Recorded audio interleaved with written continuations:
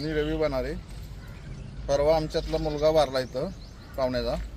त्या टायमाला इथं आलो, कसलीच पाण्याची सोय नाही. हापसासुद्धा बंद आहे.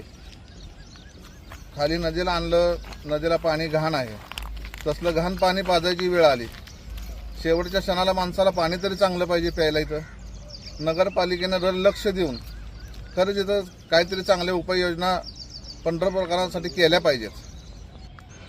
आपल्या पंढरपूर येथील वैकुंठ हिंदू स्मशानभूमीची अवस्था अतिशय खराब झालेली आहे.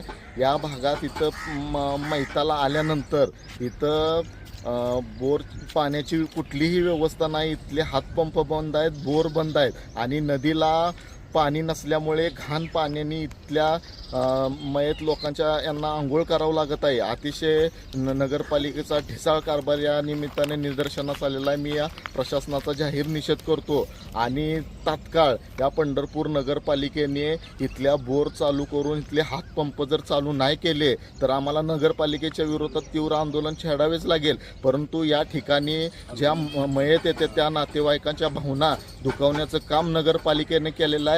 इथं कुठल्याच प्रकारे पाण्याची व्यवस्था नसल्यामुळे या नागरिकातून नाराजगीचा सूर उमटत आहे. तरी लवकरात लवकर प्रशासनाने या भागातल्या बोर हातपंप चालू करून घ्यावे अशी आम्ही त्यांना मागणी करत आहोत.